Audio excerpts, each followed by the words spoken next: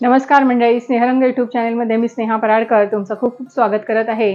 आज आपण दाखवणार आहोत पायनॅपल शिरा. सहसा घरात आपण बनवत नाही तो, कारण प्रसादाच्या ठिकाणी तो बनवला जातो भरपूर प्रमाणात. तर गुरुवार आपले चालूच आहेत मार्गशीर्षातले आणि आपल्याला नैवेद्यासाठी काहीतरी गोडधोड हवं असतं. तर पहिल्या गुरुवारसाठी मी पुरणपोळीचा नैवेद्य दाखवला होता. तर आज आपण पायनॅपल शिरा करून दाखवणार आहोत. तर चला आपण किचनमध्ये जाऊया. आज आपण पायनॅपल असा घेतला होता, त्याचे मी आता पीसेस करून घेतले छोटे छोटे. 1 वाटी घेतलेली आहे. आपण 1 वाटी रवा घेतलेला आहे. गोडीप्रमाणे पायनॅपलच्या म्हणजे अननसाच्या गोडीप्रमाणे आपण साखरेचा वापर करायचा. ही जवळजवळ आपण पाऊण वाटी वापरणार आहोत. नंतर हे तूप आहे. तूप आपल्याला 1 वाटी लागेल आणि काही ड्रायफ्रुट्स आहे. आपण हे केशर दुधामध्ये भिजत घातलेलं आहे. थोडी वेलची घालणार आहोत, कारण पायनॅपलला त्याचा वेगळा एक सुवास असतो. आणि आपण रेसिपीला सुरुवात करूया. प्रथम आपण थोडं ड्रायफ्रुट्स भाजून घेऊया.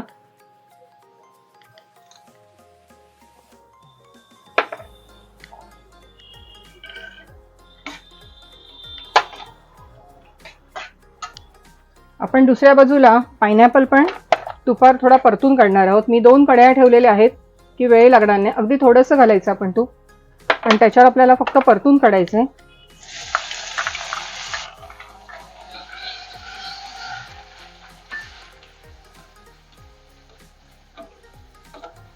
आणि पायनॅपलच्या शिऱ्याला दुधाचा वापर करायचा नाही, कारण त्याचं म्हणजे विरोधाभास असतो तो. हे आंबट असल्यामुळे थोडा पाण्यामध्येच करायचा शिरा शक्यतो. आपण मंद गॅसवर हे पण भाजत ठेवूया. आणि इथे आपण ड्रायफ्रुट्स भाजायला ठेवले.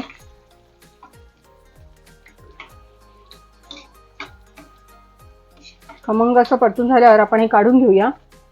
आपल्या आवडीनुसार कोणतेही ड्रायफ्रुट्स घालू शकतो. मी काजू, बदाम आणि मनुके घेतलेले आहेत.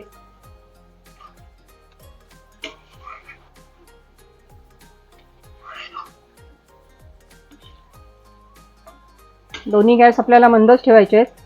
रवा पण आपल्याला मंद गॅसवर भाजायचा आहे.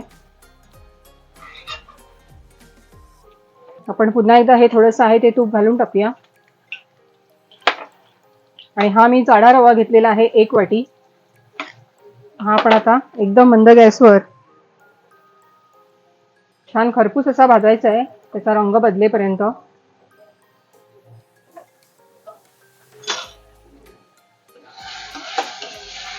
इथे आपला पायनॅपल पण थोडासा परतून काढूया. आपण 1 वाटी रवा घेतलाय, तर 2 वाट्या त्याच वाटीच्या मापाने आपण 2 वाट्या हे यात पाणी घालूया. आपल्याला रवा शिजायला तेवढं पाणी लागेलच. आणि यात आपण आता साखर घालणार आहोत. कमी जास्त कोणाला गोड कसं हवं असेल त्याप्रमाणे साखरेचा वापर करायचा. आता हे व्यवस्थित थोडंसं शिजवून घ्यायचं की पायनॅपलचे अननसाचे जे तुकडे आहे ते थोडे मऊ पडले पाहिजेत. तोपर्यंत आपला इथे रवा भाजून होतोय.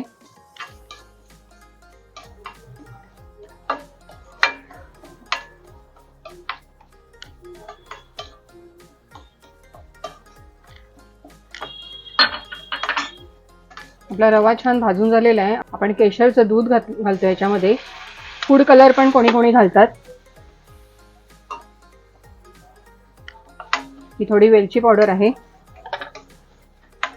हे ड्रायफ्रुट्स पण आपण घालून टाकूया.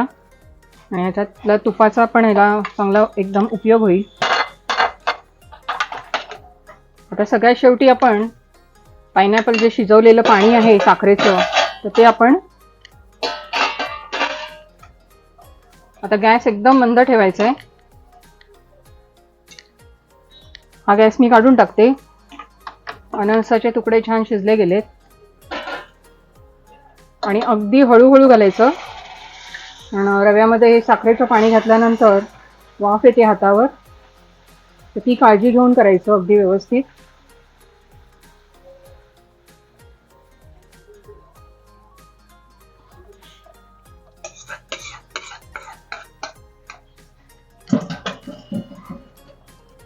आपण आता एक झाकण ठेवून 5 मिनिटाला मस्त वाफ येऊ द्यायची.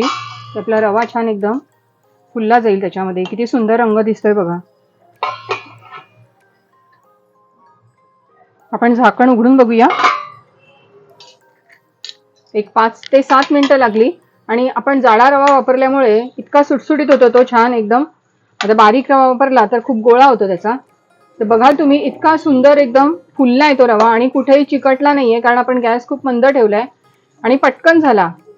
अगदी 10 ते 15 मिनिटात विचार करा की दोन्ही बाजूला मी हे ठेवलेली भांडी आणि पटापट केला तो.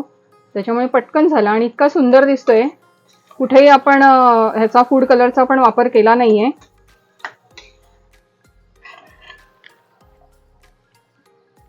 तर आपला पायनॅपल शिरा तयार झालेला आहे. आपला मस्त असा पायनॅपल शिरा तयार झालेला आहे, अगदी उपासाच्या ह्याच्यासारखा.